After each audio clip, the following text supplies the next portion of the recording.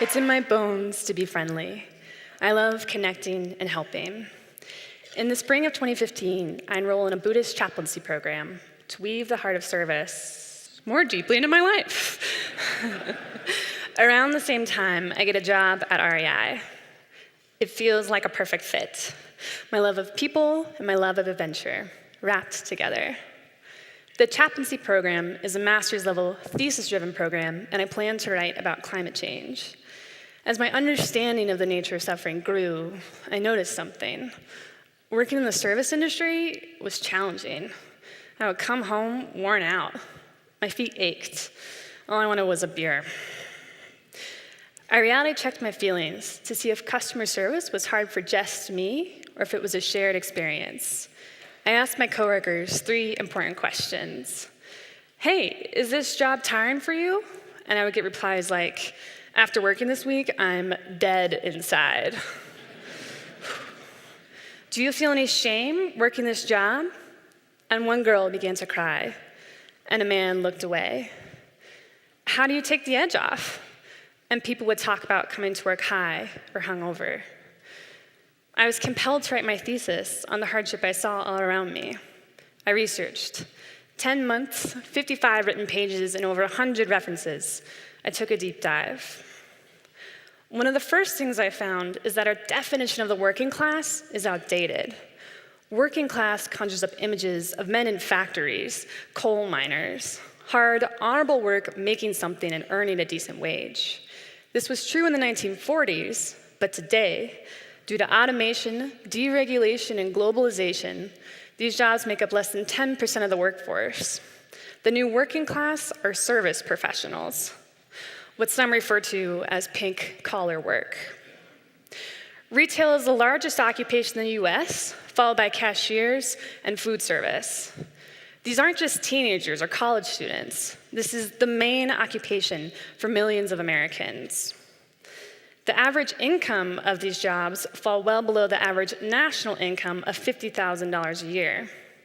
The livable wage for 2 working adults and 2 children is $65,000.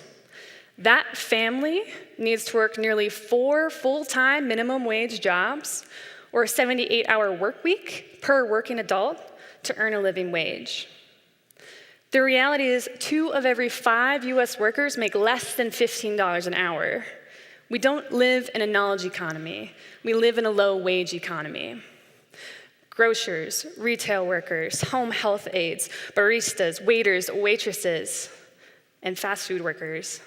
These people are the working class.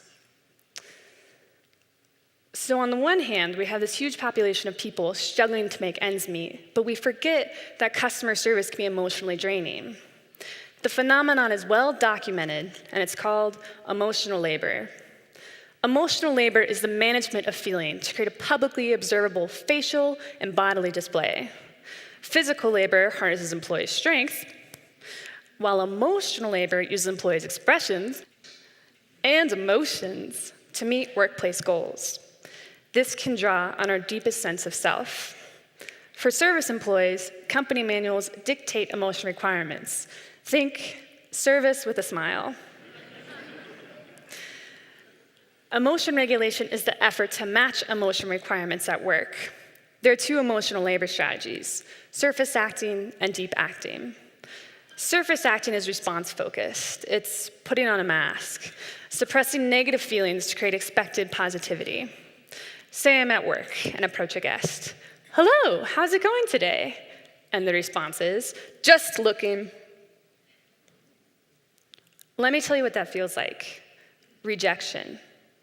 When you were young, did you ever ask another kid to play with you and that kid just said, no, you're gross? Over time, I've learned not to take it personally, and I've given up on asking how people are doing. Daily surface acting has been linked to increases in anxiety, tension, burnout, sleep problems, substance abuse, and is most damaging if active behaviors violate who you think you are. The second strategy is deep acting, which determines felt emotion, like thinking happy thoughts. It's true. It helps reduce strain, but it's still associated with exhaustion and requires more effort than authentic expression. Deep acting comes with its social stories about what we aspire to feel and may involve deceiving oneself as much as deceiving others. So what can we do? As employees, take ownership of your experience. One way is job crafting, or changing work tasks, relationships, and the meaning you give your work.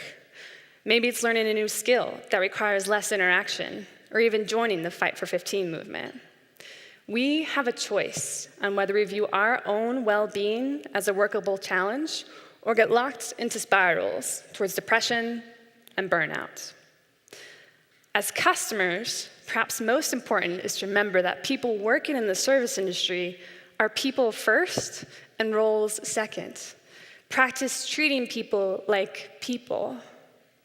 Make eye contact. Respond to the question you're asked. And if you're feeling really outgoing, ask how their day is going and stop to listen. I have a story that gets to the heart of this. So I'm working in the footwear department, and there's a man who's being a jerk. I'm frustrated. I go in the back and take a breath. I remember as chaplains, we choose to connect. I go back out and ask him, "Why do you need new boots?" He looks up and says, "I'm going on a trek in Nepal to honor the passing of my son's life." He explained that his son died in a mountaineering accident, and it became clear he blamed himself. He wasn't a jerk. He was a grieving father. As we talked, he sat up straighter, made eye contact. We were with each other. And this is where the magic really is: connection. We can operate out of belief that interactions are just transactional, just another customer, just another waiter, just an other. What happens when we take the risks to move beyond our safe, predictable roles, really meeting whomever we're with?